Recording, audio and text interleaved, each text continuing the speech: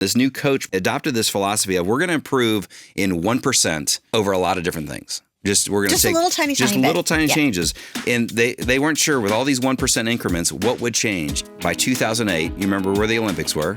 Yeah. They were in Beijing. Yeah. They had only won one gold medal, right? Up until that point in time. In 110 years. In 110 years. They won. Wow.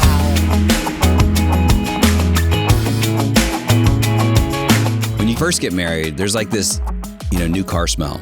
It just feels fresh and great, and you can't see anything but the goodness in your spouse. After a little while, a few years of marriage, the shine wears off. That smell, let's just say it's changed a little bit, right? And you end up wondering, where's that gift receipt? Can I give this back? What we find out from highly happy couples is that even if there's a sense where they have lost that sense of appreciation for their spouse, they've learned to get it back. They've learned to practice that discipline of gratitude.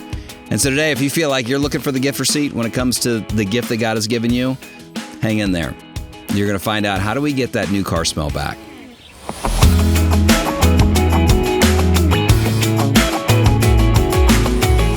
It's always sad when we come to this last episode. I know. It's been a good journey. This Season has been 4, a great season. Coming to an end, and I hope that doesn't mean the end of our Married with Benefits, but yeah, absolutely. This has been great, and we've been going through all of these secrets, the secrets of the pros. We've been looking at these are the models. These are the ones that set the standard of what it looks like to have a highly happy marriage. I loved even in the first episode where you talked about, there's a difference between happy and highly happy. Very. So hard to say, but that's what we want to be. And I loved in the first episode how you said you didn't have the picture, the poster of your fellow basketball player in your high school team on the wall. Right, yeah. You had Michael Jordan or whomever, right? That's right. You had the greats. Mm-hmm. And we've just got to learn from them. And I hope we have. Yes, we have. And so far. And I was wondering, I was thinking about this with we talked about 12 secrets plus a bonus. We had that bonus one that was on the secret menu, which was fun to talk about. When you went through all of this research, was there, and I know the favorite one was getting over the heads. We talked about that. Just in terms of the impact. Yes, of the impact. But was there one, as you were doing the research and doing the interviews, where you realized this secret and then you went, gosh, Jeff, we don't do that one, or we need to work on that one more? Yeah, probably. There were several of them. Really? I mean, yeah, the part of this was me going, oh dang. Mm-hmm. So some of them we already do. Like, we discovered we were using sign language. Yeah. Right? Like that was one of the things. Mm-hmm. But honestly, like the allow yourself to go to bed mad. Mm-hmm. And pick it up in the morning. That's still an issue for me. Like that is truly something that we still need to work on, even years later, even after doing this research. Well, right? It's good to know that even the one that wrote the book is still working on stuff. Yes. That's encouraging. Yep. I know for me, my favorite one probably was Little is Big with the Fantastic Five, just because it's number one, I like lists, and having a list that I can look at and go, okay, it's a good diagnostic. Am I doing that? And they were so simple to do. Sign language was another one. That I felt like it was good for us, Jen and I, to go, oh, yeah, we are kind of doing that. We didn't realize that. The hardest one for me to work on has been and will continue to be boss your feelings around. Yeah, me too. And it goes along with that Fantastic Five of when a guy brings himself out of the funk, I was just going to mention that. I'm like, how you doing on the bringing yourself out of the funk thing? Yeah, I stay funky. One of the lists. I stay way too funky for too long. long. So we got to work on that. That's the one I'm working on. Yep. That my feelings don't have to dictate what I do, that I can actually talk to my feelings, tell them where to go. That's something I need a therapist to help me continue with, I think. So anyway, that was great, Shaunti, and being able to just give us practical, simple things that you discovered on what these pros are doing. So I hope people are taking these things, each one of these secrets, and they're listening to them, whether it's with your spouse or maybe you both listen to them separately, then come back together, have a coffee date, and just do a little diagnostic. What's one that we need to work on more? What's our favorite one? Those are just good questions to ask. That as we go into this last secret to go, it gives us in the habit of let's keep working on a relationship. We like to say in the weekend, remember, every marriage is either drifting towards isolation or you're moving towards oneness. And great marriages don't just happen. Yeah. So the pros keep working on it. Yes, you keep trying. Right. You keep practicing. Right. And you will be practicing for the rest of your life. Right. There's not a point where basketball players go, got the free throw down, don't need to shoot those anymore. Right. No reps needed. Right. Yeah. We're done. I've got that done. No, you don't graduate from the fundamentals. You keep doing the fundamentals, right? So now we come to this last secret. And so, Shaunti, tell us a little bit about, okay, what is this one that I love the title of it, too. So what did you find was this last secret? Listen, this is one of the fun ones. This made me laugh because, we interviewed and we surveyed everybody. We didn't just survey the happiest couples, right? It was everybody. And we were trying to figure out, what are the happiest couples doing differently than everybody? Yeah. And so when we interviewed most people and said, who's responsible for you being happy in your marriage? Okay. Most people are likely to say it's, I'm the one that's kind of really investing. I'm putting a lot of work in. I love my spouse. I appreciate my spouse, but I'm actually really working hard at this. Right. So it's kind of, if I have to choose, I'm kind of me, because we wouldn't let them choose both of us. You said you have to choose one. We forced them into a choice. Okay. Yeah. And so I noticed the happiest couples were completely the opposite. Really? And when we said, who's responsible? They went, her, him. It was the pointing at the other person. Really? And they didn't even pause. There wasn't no pause. Let me think about that. No question. And it was actually really interesting. I know I said in the first episode that that FamilyLife was actually a participant in this situation because we ended up doing one of our pilot surveys, the one before the big nationally representative surveys. We ended up doing it on the FamilyLife cruise. And it was one of the things you guys had, and I'm glad to report, there was a higher than normal percentage of the highly happy marriages. Some people were going on the cruise because they had a struggling couple, struggling marriage and really needed to reset. But there are a lot of people in the FamilyLife world that are doing well and just want to make it better. So just a shout out to let's just shamelessly plug the cruise. If you actually want to be around pros, come on the Love Like You Mean It cruise. You Mean It cruise. It is filled with them. And we noticed specifically on this pilot survey, that was one of the things that jumped out at us was that amongst the FamilyLife audience, they were far more likely to say, it's my spouse. That's the reason that we're so happy. And it's like, man, you guys are doing a good job of getting that message of service across. So, you can go on the cruise, get in the hot tub with a bunch of pros, rub shoulders with them, ask, what are you guys doing right? What are you doing? What do you need to keep working on? But I like some of the quotes that people would give you on these surveys when you came to this. I can't believe he chose me. I keep wondering when she's going to figure out that I'm not as amazing as she thinks I am. I have said that many times. I'm married up. And the title is They Hit the Jackpot. We feel like we won the lottery with our spouse, right? How did I luck out like this? I'm convinced that if it weren't for him or weren't for her, I would still be single. Yeah, buddy, I like this one. I think maybe Bruce, our engineer, might have said this. I sure outkicked my coverage. I know. When the first time that actually several people said that, believe it or not, but the first time somebody said that, I had to go to Jeff and go, what does that mean? Actually, he's like, that's a guy thing. Yeah. It's a sports thing. I'm like, I'm a college football fan, but I had never heard that before. That's right. Yeah. Yep. You just realize that I can barely keep up with this person. They are somebody that is elevating my game. But I would imagine that there's some that would hear this and go, well, what if I authentically don't feel that way? What if I do feel like I'm the one putting in most of the work? Because I hear, especially, and again, it is interesting, just even as I recount the number of couples that I'm in front of that I talk with that I would say, just you can tell right away they're in the struggling category. Yeah. They're coming up to you, they're dealing with some issues, and you hear often in the language, they just aren't working on this. I feel like I'm doing more. Yes. And there's probably some legitimacy to that, I would think. There probably is some legitimacy. There probably are marriages where that is empirically, if there was a way to measure, and score points, this many points for dishwashing and this many points for managing the kids and, right. There's and this many points for going and pulling in income. There's probably going to be marriages where you could objectively say, you know what, this person actually is giving more and this, putting more into it. And that's why they're happy. But what we found statistically, and this is actually really important to know, what we found is that amongst the happiest couples, the majority of them, each partner pointed at their spouse. Okay. Technically, they can't both be right. Right. Like, technically, that's statistically not possible, right? There's no perfect 50-50 There's no marriages. perfect, It doesn't even exist. So that can't be right. And interestingly, amongst all the other marriages, including happy marriages and certainly struggling marriages, they are far more likely, the majority pointed at themselves and said, I'm the one that's responsible.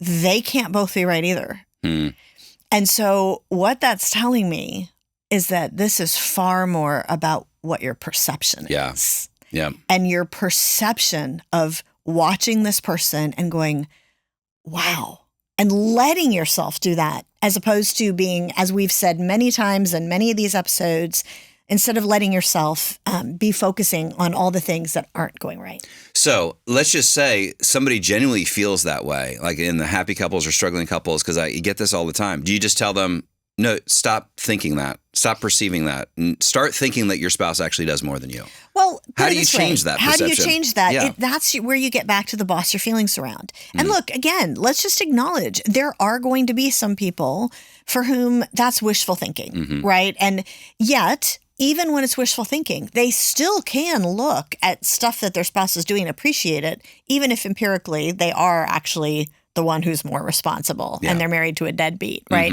There's always something that you can appreciate. You don't have to be satisfied with what's not happening. Right.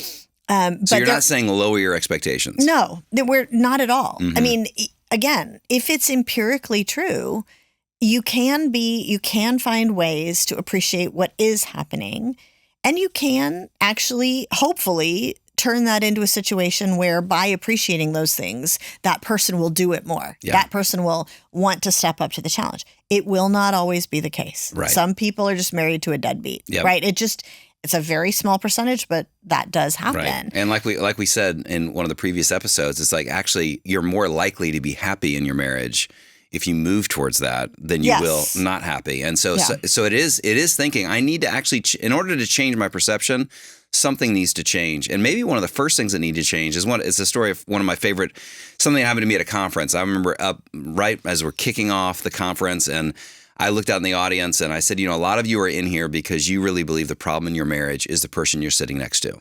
Like, you honestly believe that the reason why my marriage is failing is it's their fault. And for this weekend, we're just asking you to suspend that perception. We even say that, suspend that perception. And just for the weekend, just draw a circle around yourself and ask God to change the person in the circle. That's good. Just work on you. Because if you really believe that the reason your marriage is failing is because of your spouse, you probably should leave right now. And a lady in the front row got up and walked out. Now, I thought she just needed to go to the bathroom. I did not think she was, I thought nothing of it. And if it wasn't me in the front row, I probably wouldn't have noticed. But, it's like you notice as a speaker, you kind of discount it. And then the next session, the guy was sitting there by himself. The next session, the guy was sitting there by himself. Wow. By Saturday, I came up to him and I was like, hey, I remember that your wife was here the first night. What happened? And he said, well, remember when you said about the spouse being the problem that you should leave right now? She got up and left. Because she truly 100% believed. And then I sat there and went, well, why didn't you leave? Like, I would have left. If my spouse would have disrespected me as a guy in that moment. That would have been really hard to stick around. Yeah, I'm done. I'm like, well, forget this conference. I'm out. If you're going to treat me like that in front of people, like front row. And he said, but I felt in that moment that God said to me, I just want you to work on you this weekend, regardless of which. And he sat there the whole conference. Bravest guy I've ever seen in a marriage conference. Well, and it points out something that perhaps her perception wasn't completely correct. Yeah. Right? Like, here's a guy who's willing to be humble and willing to be humbled in front of all these people who watched his wife walk away. And he decided, you know what? I am going to work on myself. Yeah. That implies it probably wasn't a personality shift 180 degrees in that 1 10-second moment in time. Right. There probably was some of that in him already, and she just hadn't seen it. Right. And it works both ways, right? Like we have seen many examples of where my wife is just so critical and, this and that. And the guy is not seeing that she is starved for affection and starve for somebody to talk to her. Mm-hmm. And, he's just like, look, I'm providing. That's enough, right? Like, I'm working hard and I'm doing it, and he's just ignoring what she needs. And so certainly this issue of, can we hold up that mirror again that we were talking about in another episode, hold it up to ourselves and have some humility. Well, and I think that's really the key, right? God says often, throughout Scripture, this is an ongoing theme. God opposes the proud. He gives grace to the humble. He raises up the humble. It's all about, there's something about when we die to ourselves, when we become humble. And this is all about, I'm going to choose to believe that the reason why my marriage is doing better is because of the person I'm married to. Take some humility, because it's natural to want to point out what I'm doing right and how I feel like I'm providing for this family. I'm doing all these things. And But but you might not be meeting your spouse's needs in that process. And so, or you might not even be looking at what your spouse is doing to add to the relationship. And so, relationships, John Gottman talks about this, is all that relationships don't work well when one spouse feels like they're looking down at the other spouse. Like, you can't have a great relationship when one person has contempt over another. Well, the 4 horsemen of the apocalypse, right? Like, contempt is it's the worst. It's the worst. And one of the things that story that you told about the guy on the front row and his wife who left, without probably realizing it, that wife was feeling contempt for her husband. Like, she wouldn't have put that name to it. Right. Probably, I would imagine. But because she truly felt she was the one working really hard. You would never think that. Yeah. And yet that's what she was feeling. And so we do have to check ourselves. Oh my gosh, like, am I thinking this about my spouse? Right. And really, again, we keep talking about reality checks in this series. Right. But that's kind of what it is. Right. And the Bible talks about don't think too highly of yourself over and over and over again. Pride is like that source of where all the 7 deadly sins, early church fathers would go, it starts with pride. And pride is really that belief that I am higher than what I really deserve, what I really am, and I'm higher than my station or I'm higher than my spouse. And relationships work well when there's this mutual respect, admiration. And I think what you've done in many of these secrets is that it's just this generous appreciation of the spouse. So let's talk about, okay, what are ways that we can actually start moving towards gratitude and really believing that, how do I change my perception that it's not about me and what I'm bringing to the marriage, but sincere gratitude. Sincere gratitude. Yeah. Not just, hey, I'm going to trick my feelings. Right. Not just, I'm going to practice a habit enough so that I kind of don't notice. Like, no, like, sincerely believe, wow, I hit the jackpot. Yeah. Okay. And so I will tell you that one of the most important pieces of the puzzle is what you do with that gratitude. Because one of the things, just for you to know, which was really interesting actually and encouraging, is that the vast majority of the survey takers, regardless of whether the relationship was struggling or happy or whatever, most of us do feel gratitude to our spouse. Like, that was, I can't remember the numbers, but it was huge. Like, everybody feels gratitude towards their spouse. However, the highly happy couples were far more likely to express it. They were far more likely to say it in some way. And just recently, there was a study, this was long after the book was published, so it's not in there, but there was a study done by some researchers at Indiana University. They were trying to get a handle on gratitude interventions because, that's like a technical... A gratitude intervention? Yeah, that's I've heard of alcohol intervention.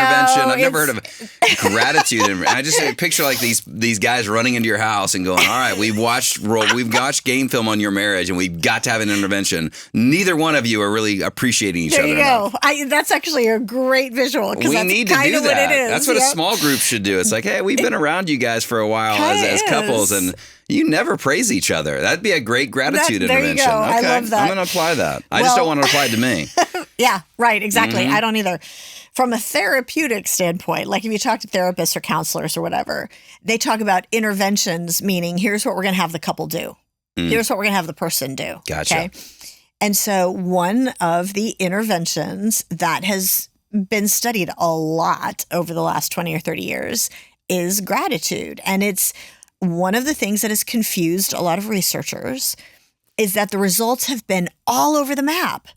And, we know as believers, like, this should be something that makes a difference because God talks about it a lot in Scripture.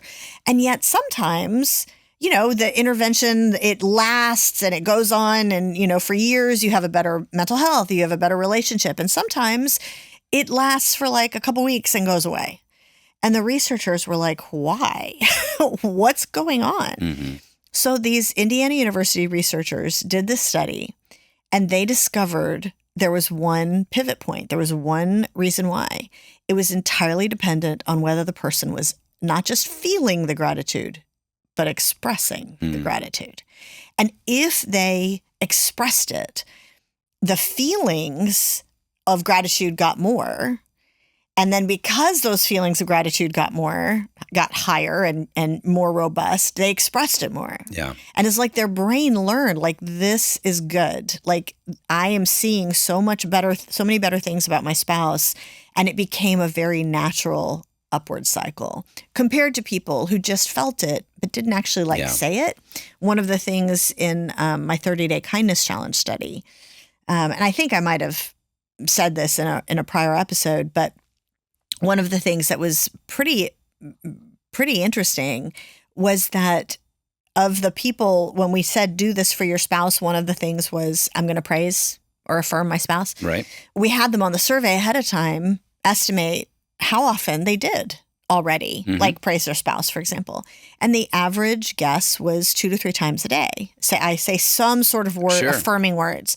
Then they had to track it and actually see how many they actually were. And they discovered it was actually 2 to 3 times a week. Oh, man. And we don't realize it, how often it's trapped in our heads. Right. It's a perception. We're feeling it. We're just stingy with our praise.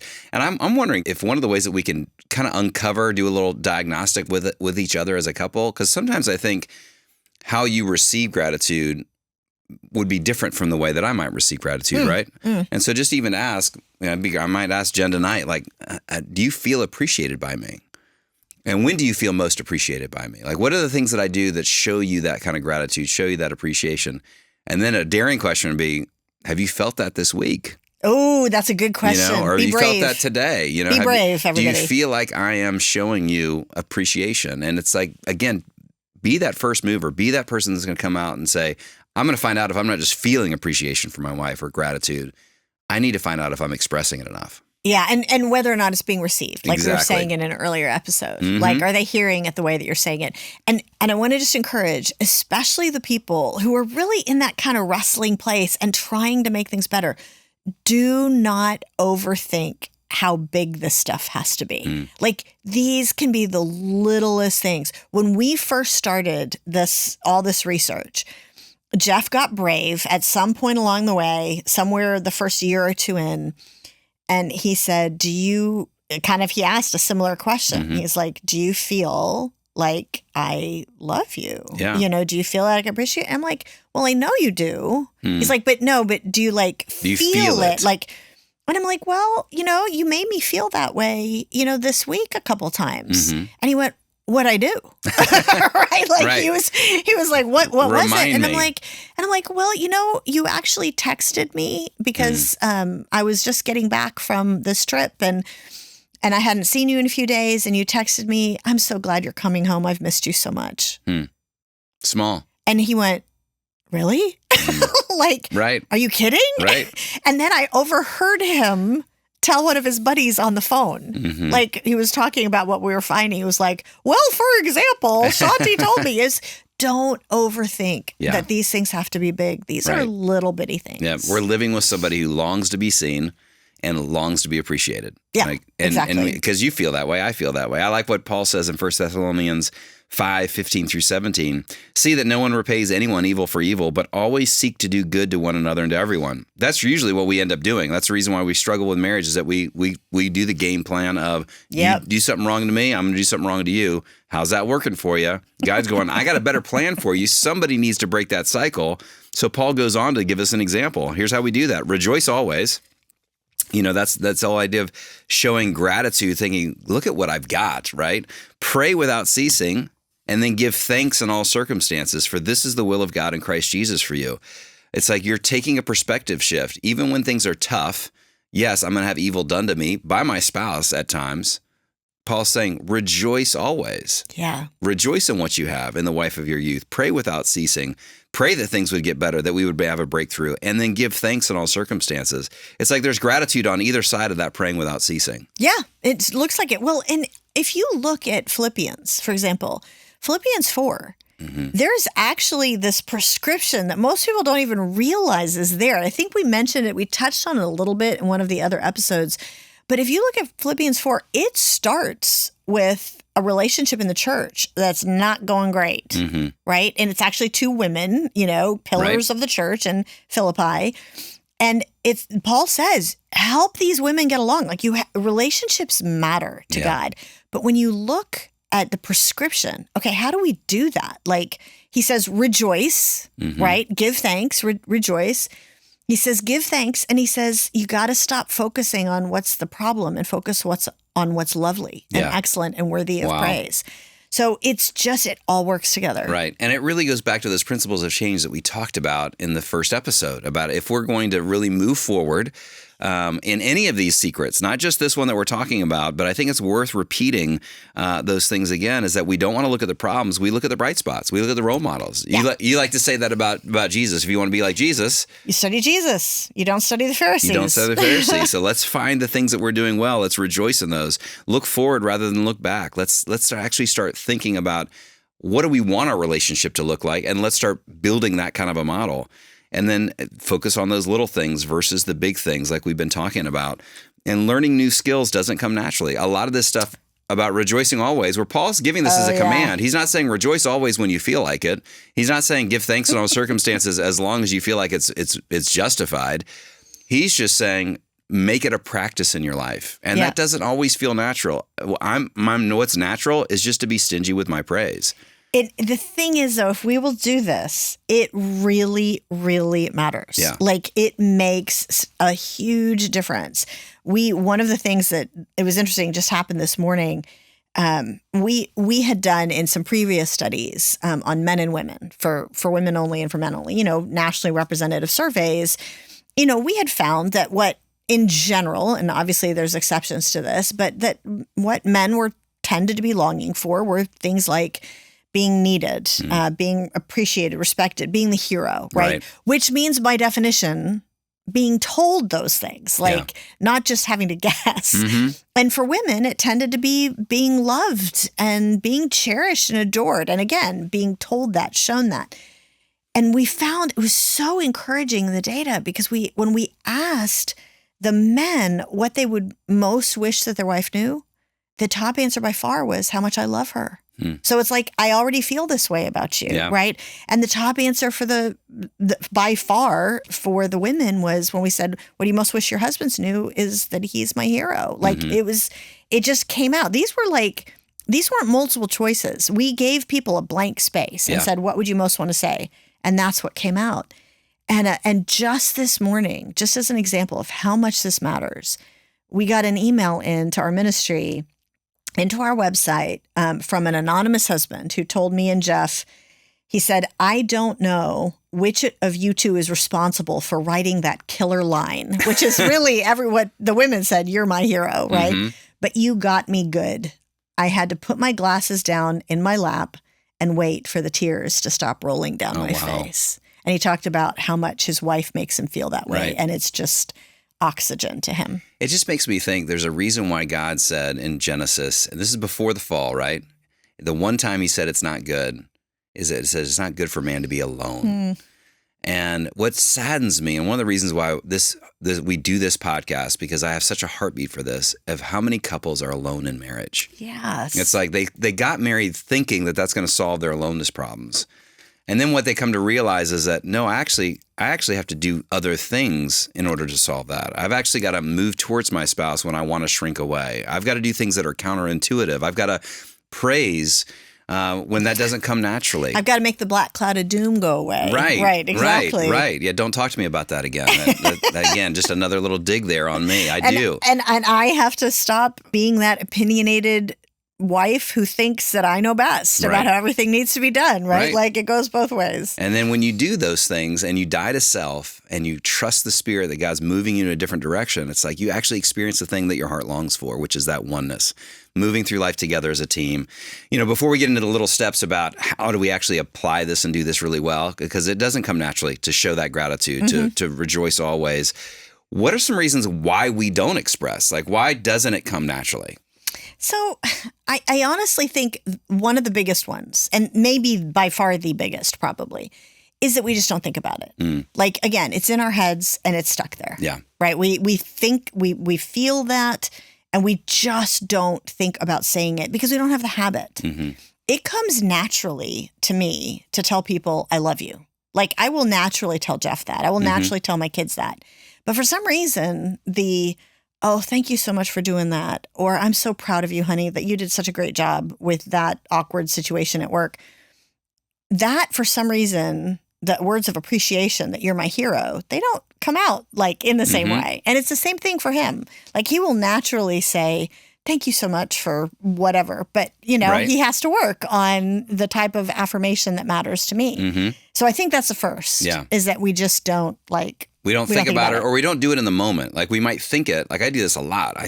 I listen to somebody's message and I think I need to send them a text just saying how much I appreciated that message, that sermon, or whatever it might be for a pastor. And then 5 minutes go by and I haven't done it. And it's gone. Yeah. It's done. So not doing it in the moment. Bruce, you were talking this morning a little bit about some of the reasons why you don't. He's our engineer on this podcast. Why you don't, why you struggle with not expressing appreciation.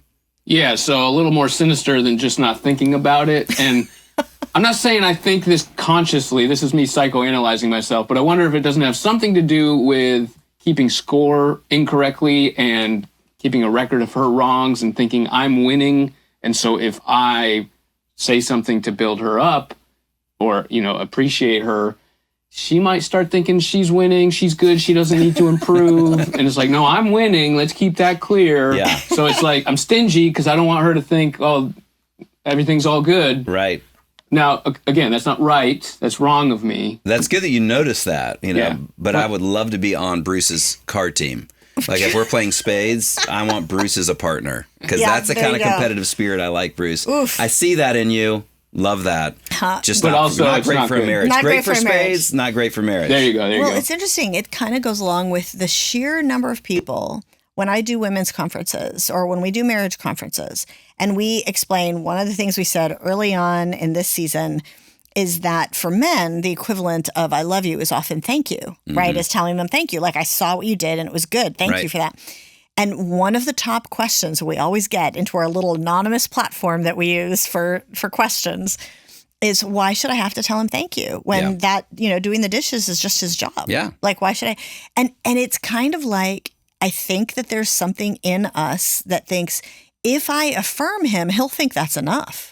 Like, it's exactly what Bruce was just saying. Yeah. Like, if I actually build him up in that way, he'll rest on his laurels and he'll go, okay, I'm good. Time for the couch. Where's that bag of chips? Time for the couch. Yeah, exactly. As opposed to, no, like the way we're built, when we do this and affirm each other in these ways, we want to live up to that bar. We want to keep going. Right. Yeah. When Jen praises me for actually fixing something in the house, I actually want to do more. Like, I'll look up more YouTube videos on how to fix the next thing, because we do. Once we feel that appreciation, we long to get it again. You know. Yeah.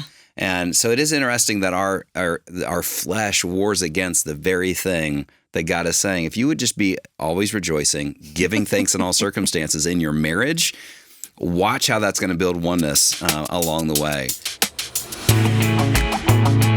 Well, I hope you've been enjoying this season of Married with Benefits, and it is super easy for you to support this podcast. All you really need to be able to do is press 2 buttons, like and subscribe.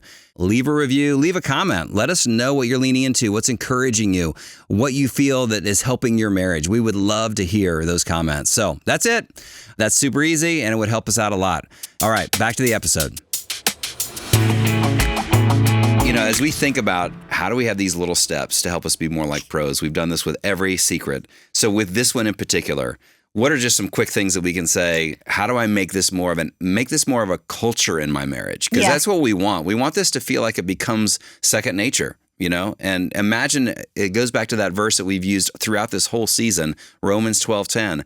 outdo one another in showing honor, when you have an atmosphere like that, you can withstand a lot of the inevitable struggles and difficulties that come. It's a lot easier to work through those conflicts when you have this bank of appreciation and joy for your spouse. Yep. Well, all the little steps we're going to give you, they all come down to this building a culture of like, the security culture at the airport. If you see something, say something, right? Like that's what you're going to build in your marriage with these little steps that we're going to give you. Yeah. So first you do need to see it, notice it. Keep an eye out for when I'm noticing even the small things, like start with that. When they just do the dishwasher tonight and they load it up. Hey, thanks for doing that. That might actually shock them that you said thank you. Yeah.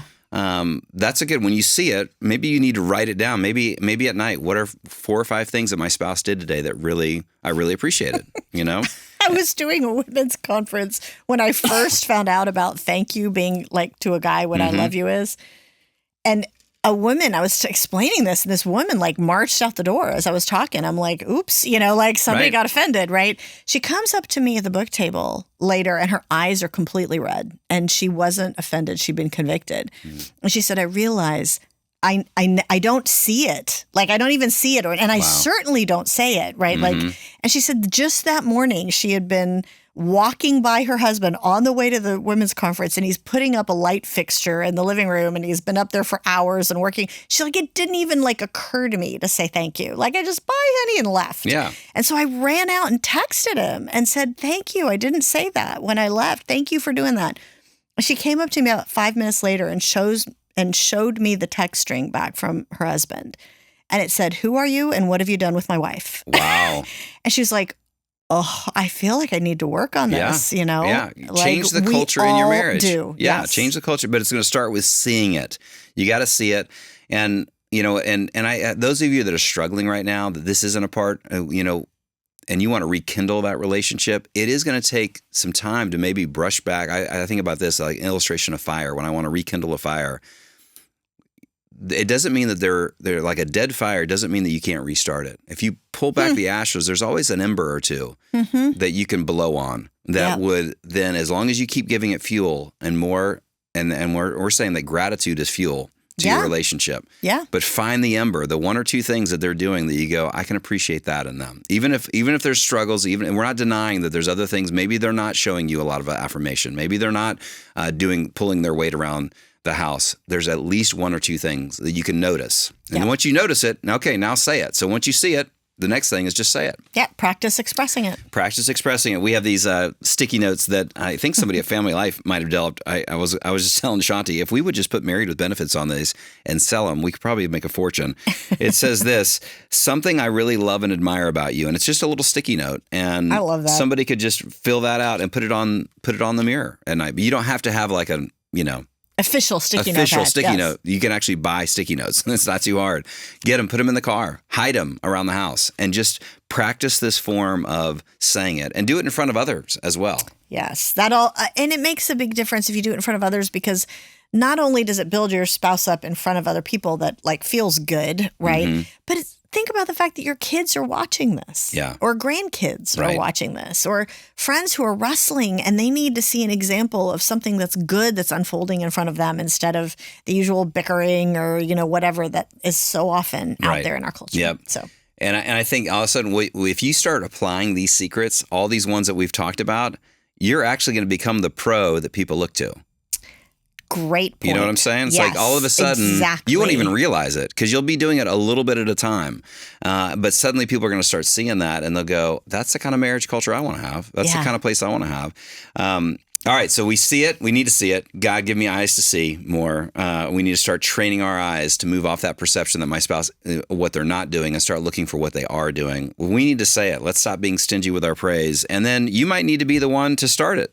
To be the first mover, right? To be that one, to be the one in the audience that's going, okay, I'm going to focus on what I need to do. Yeah, brilliant. I mean, and again, for people who are thinking, I shouldn't have to. Right. Right. I want them to do what they can do. Trust God enough. Right. That if you do what he has called you to do, that he will be working on their heart. Well, as I think about this season and just how super practical it is, I mean, our hope is at the end of this, as you guys have been listening to each of these, is just to take stock. How far have you come, since when you first started? Hopefully you started applying these things. You started to see some just some wins. And we'd love to hear in comments where you've seen some of those wins. Oh, We'd love to get responses, just like that guy that emailed you today about Absolutely. stuff that made him cry. What have been the little increments of success that have happened? And we would just encourage you just to remember, as you think about all these little steps, with every one of these secrets we've tried to give you, here are the little things that you can do that make such a big difference. That's really what you're about, Shaunti, right? Is the little things that make such a huge difference. And one of the things that I think all of these things have in common, I just think it'd be good for us to review these real quickly. We talked about this in our first episode, but we talked about that, how does change really stick? And we've talked about the fact that, you need to be the one to make the first move. Don't wait for your spouse to act, right? Maybe your little decision, your little action to first move and initiate with your spouse will help make the change that you want to see in your relationship. Mm-hmm. Start catching each other doing right. We've said this all along. Keep a record of rights rather than just their wrongs. Commit to the long game. And we really see this as a long-term process, that marriage is a marathon. It's not a sprint. It's not a series of sprints, They call that suicide. So we don't want your marriage to feel like that. It's all about committing to the long game.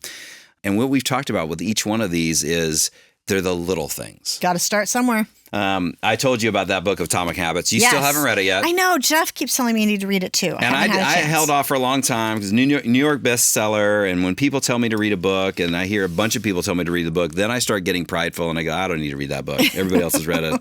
I don't want to read it. But then I read it and I was like, okay, I can see why it's made a difference. And it really is more of a general... all the principles that you've found scientifically are right in here. Yeah. He's basing a lot of other research as well. Exactly. Yeah. But in this first chapter, he talks about the British cycling team. And I just love this whole concept. He talks about how for 100 years, they were considered mediocre at best. They didn't win anything. They had never won a Tour de France. They hadn't won they had just won one single gold medal at the Olympic Games. And in 110 years, they hadn't done much of anything else. And so they brought this guy on, this new coach brought on, and he had this philosophy. He said that really in order to achieve success, it's about the aggregation of marginal gains, like really small things, which was a philosophy of searching for tiny margin of improvement in everything you do. And he adopted this philosophy of we're going to improve in 1% over a lot of different things. We're going to take little tiny changes. Like, for example, they redesigned the bike seats to make them more comfortable. Now, just because you and I redesign our bike seats to make them more comfortable, we're not going to win the Tour of France, right? But these are athletes, and they're like, we're going to make small changes. They asked the riders to wear these electrically heated overshorts, which I'd love to find out where you get those, to maintain ideal muscle temperature while they're riding, to give feedback on how their bodies are adjusting. They tested various fabrics in a wind tunnel. Just to see which one would give them a little tiny advantage. They even tested pillows, which I need somebody to test my pillows. Who gets a better night's sleep? And listen to what happened. And they weren't sure with all these 1% increments what would change in just 5 years. Okay, he started in 2003. In just 5 years, by 2008, you remember where the Olympics were? Yeah. They were in Beijing. Yeah. Okay. They had only won one gold medal, right? Up until that point in time. In 110 years. In 110 years. They won 60% of the gold medals. 60% in just 5 years of doing 1% of changes. That same year, Bradley Wiggins won the Tour de France. And then another guy by the name of Chris Froome went on to win the race in 15, 16, and 17, giving the British team 5 Tour de France victories in 6 years. Wow. During that 10-year span from 2007 to 2017, the British cyclists won 178 world championships, 66 Olympic or Paralympic gold medals, and captured 5 Tour de France's, which many would say is the biggest turnaround ever in the sport of cycling. 1% changes. 1% change. And so that's what we're encouraging. That's what this whole series has been about, is what's the 1% change you need to make? Maybe it's this one we just talked about. I'm going to start creating a culture of gratitude in my marriage. Whatever it might be, pick one of these secrets. And I think you say this a lot. It's like, we can't do them all. No, there's and it'll 13 get of overwhelming if you try. And we found it was really, really important for you to take stock of where you are. And so, like, for example, you've been working on this probably as you've been listening to these episodes. Look back. Okay, what have we done? Like, give yourself credit for where you and your spouse have been working on this, or just you, and how it's been going. But now, looking forward for the next couple of months, talk to your spouse and say, okay, what is it that the next thing that we need to work on? Like, what is it we need to put our energy in? Pick one thing. Yeah. Pick one thing. and watch what God does with that one thing to change your marriage. Yep. Shaunti, this has been fun. This has been. Looking at the pros, because ultimately that's what we really want. We want to experience and enjoy the benefits of saying I do. That's why we have this podcast, is that we ultimately want you to rediscover the benefits that God intended when we said I do, to help you love the one you're with. And I really feel like this series has, it's helped me do that. And it's helped me reconnect and remember, okay, yeah, I got to keep moving towards oneness intentionally, so that when people, my kids, the people around me see that, it points them to the great God that instituted this thing called marriage. So we appreciate you. Thanks for all the work you're doing. Can't wait to see what the next book is that you come up with. And thanks for all the ways that you have helped us see what God intended in marriage. It's been fun. It has been fun. All right. Thank you, Shaunti. Hope you guys enjoy this. Please pass it on.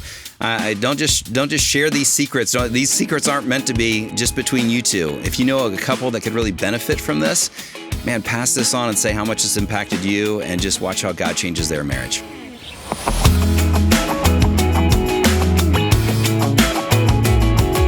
Thanks for joining us for this episode. If you enjoy this podcast, please hit like or subscribe. And please leave a review or a comment. It just helps get the word out to more couples so that they could find hope for their own marriage. And listen, if you haven't picked up Shaunti's book that we're talking about all this season long, The Surprising Secrets of Highly Happy Marriages, you're going to want to get that and maybe grab one to give away, because that's really what we're about here at Family Life. We want to help you experience oneness so that you could impact your corner of the world. And listen, we've got a lot more help and hope for your marriage and family at FamilyLife.com. You can find other articles, you can find podcasts, you can find shows, small group resources. You'll want to check that out at FamilyLife.com.